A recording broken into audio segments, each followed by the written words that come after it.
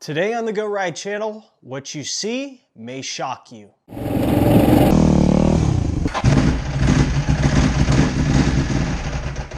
Okay, dad joke, bad joke, but I'm just, dad joke, I'm just trying to do the dad thing. In all seriousness today, guys, on the Go Ride channel, we are gonna be rebuilding the shock, the rear shock on the 91 KDX. I've already gone through the front suspension, and with my recent weight loss, it's probably gonna be completely all wrong for me, but hey, we're gonna deal with that when once we get it all back together. But today I'm gonna go ahead and give some of the same attention to the rear shock.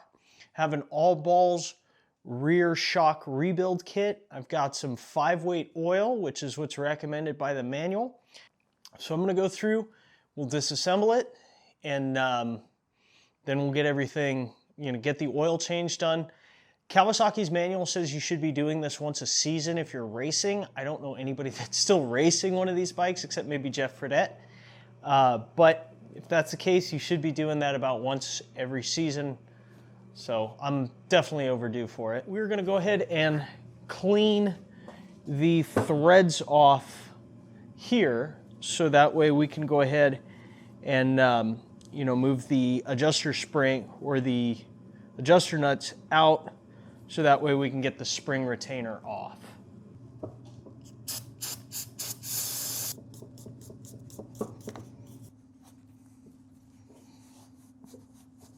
So now that I've cleaned up the threads there, I'm gonna go ahead and get this thing keyed up in a vise and run these adjuster nuts all the way back out. So that way I can go ahead and get the spring retainer out, pull the spring off, and then we'll go through the process of the oil change. I'm gonna key this thing up in the vise using several towels as to not mar any of the aluminum. If you have soft jaws, that would probably be better, but I don't.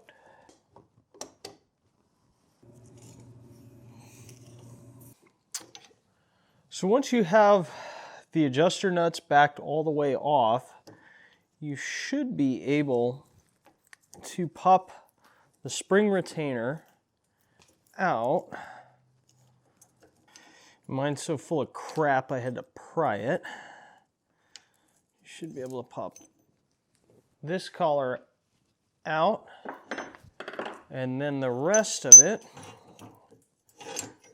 you gotta take the shock bolt off. I have it on there just for safekeeping. Then your spring and your retainer can all come off. Next thing to do is going to be to release the nitrogen pressure out of the Schrader valve. So you want to point this thing kind of away from yourself. So now that all the pressure has been released, you want to take the damping adjustment and basically just back it all the way out. And then I'm going to go ahead and remove this Allen key bleeder bolt. I'm going to pump the shock to basically drain all the oil out of it in order to eventually replace it. Oh, it's squirting.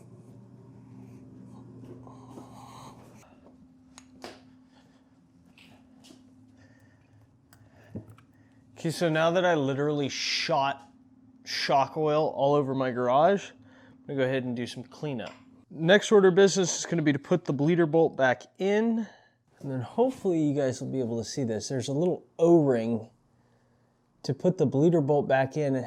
You want to make sure that that O-ring ends up back on the bleeder bolt, otherwise it's going to interfere with the threads engaging when you put the bleeder bolt back in the shock.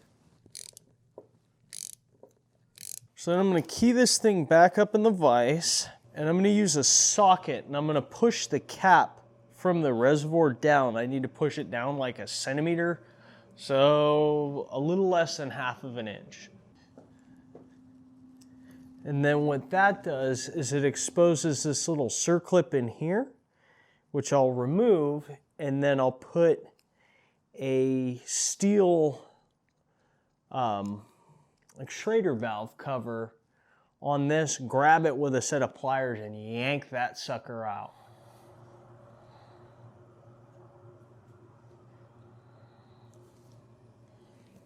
So that's the bladder.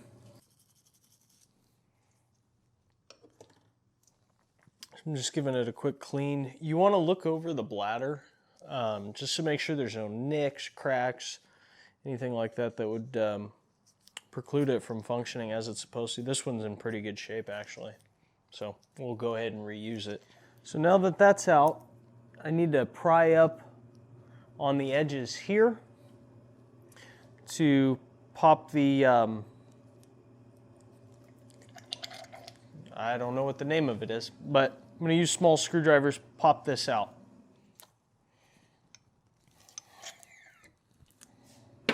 So now that that cap is out, I'm going to go ahead and use a tiny little, tiny little socket to drive that seal down just a hair so I can get to the circlip and pull it out. All right, a little bit of a costume change because the camera died and several weeks have gone by since I've had an opportunity to go back to working on the rear shock. Just to give you an idea of what I'm up against. At the stage of the game now where I've pulled most of the oil out, I have to undo the circlip inside here. I have already driven this down a little bit. So yeah, I'm gonna pull out, I'll show you the circlip in a minute, pull it out, and then I should be able to remove this and the oil reservoir and all that stuff. So the circlip is the one that rides down in there. It's really tough for you guys to see it. There's a circlip in there that I'm gonna pull out, and then that'll allow me to pull the shock rod and assembly out.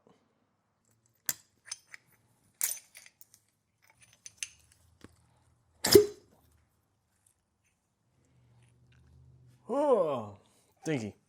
So I'm going to spend a minute now just trying to clean this thing off and clean it out, and then we'll start working on reassembly. So I've got everything just about cleaned up, and so now it's going to be time to start reassembly. With a few caveats, I haven't changed out the seal assembly on the rod, but we'll worry about that in a minute. Right now it's time to get the bladder back into the shock body. So first I got to pour oil in. The manual calls for a 5-weight oil, so I just have like a Maxima. I'm gonna fill it up.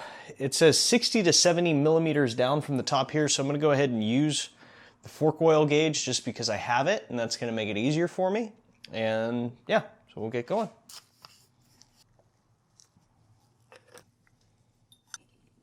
So now at this point, I've got the oil in there. I'm gonna go ahead and apply a little bit of grease to this thing, the shock bladder, and then push it in just past the circlip groove. And then I'm gonna put a new circlip in there. You don't want to reuse the old ones, supposedly because when you go to charge this thing, it can blow the bladder out because you put 1,000 to 1,500 PSI, or well, you don't, but you take it to a race shop and they have a system that does this. 1,000 or 1,500 PSI of nitrogen in there. So you don't really want this to blow out on those guys.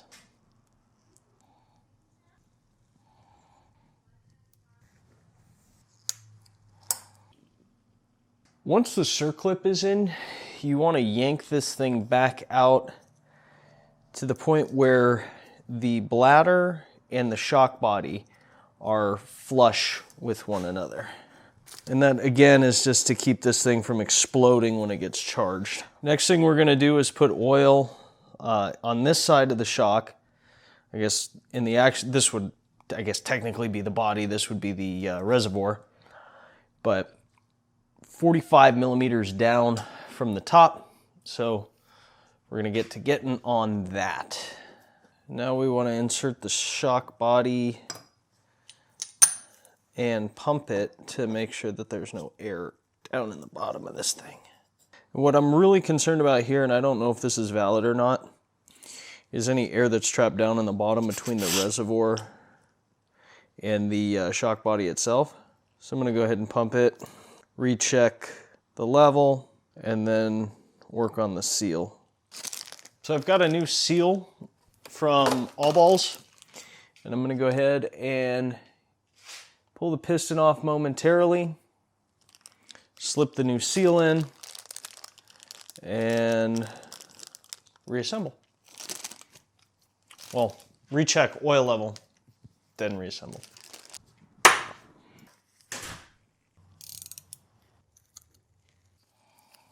All right, guys, yet another costume change because I got interrupted and didn't have a chance to take care of some stuff. So where we left off is I did not grind the top of the shock rod when I took the nut off. So I went ahead and chased that with a tap and die. Chased out the threads on the bolt, or on the, chased out the threads on the nut, which you're not really supposed to do, but I think we should be fine. Reinstalled it to about 35 pound-feet of torque with red Loctite. So right now what I'm going to do is I'm going to go ahead and peen the threads a little bit with a punch, and then I'll proceed with reinstalling the shock rod assembly in the shock body, topping off the oil, and then I'm going to use a bike pump to just pressurize everything slightly to make sure it's all good. And then I'll try to get it charged later today, and that will be it for the shock rebuild.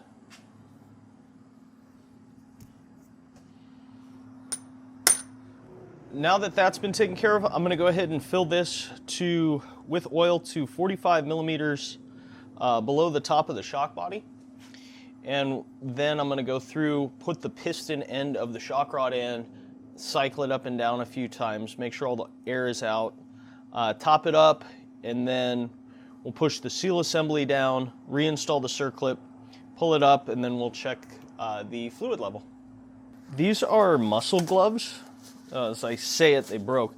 A buddy of mine brought these over as kind of a thank you for doing some work on his S550 chassis Mustang, and these are probably the best garage gloves that I've had. If you overfill this a little bit, it's not the end of the world. What's just going to happen is you're going to get it's going to spill. But I don't need any help making a mess, so I'm going to go ahead and use an oil level gauge and just do the best that I can.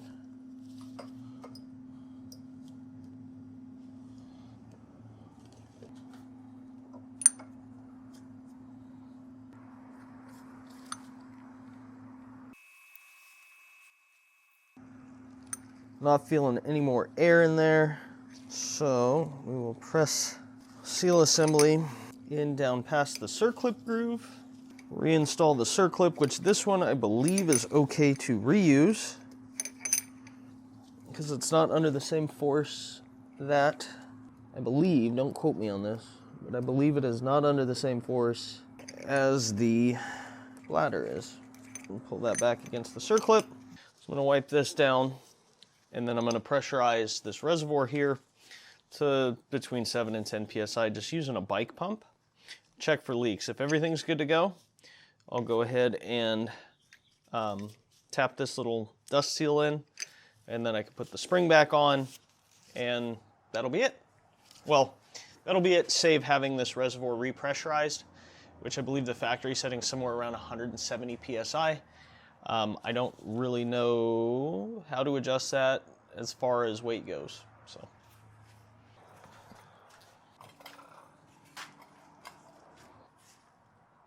So just burped a little bit of oil.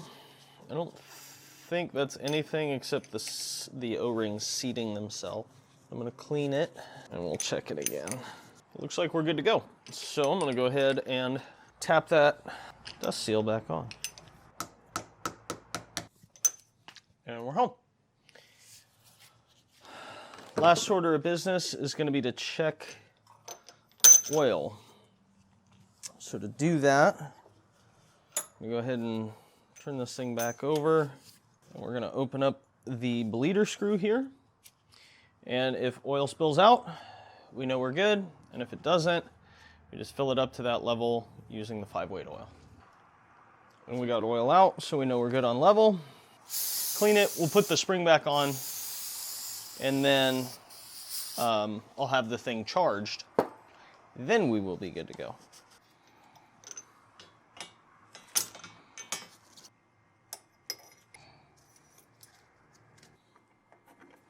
I think that's about where I had it before. I didn't measure it. You can measure it now that you're at the end of the video. I think that's about where I had it before. I am going to go ahead and tighten this down, even though I am going to reset the sag once I get the bike all back together, just in the off chance that I forget. At least this way it won't be loose, which would be no bueno. Give it a couple of ugga-duggas. All right, guys, hopefully you can plan ahead better than I did on your rear shock rebuild and not have it take you weeks and weeks and weeks. So with that, guys, get out there and go ride.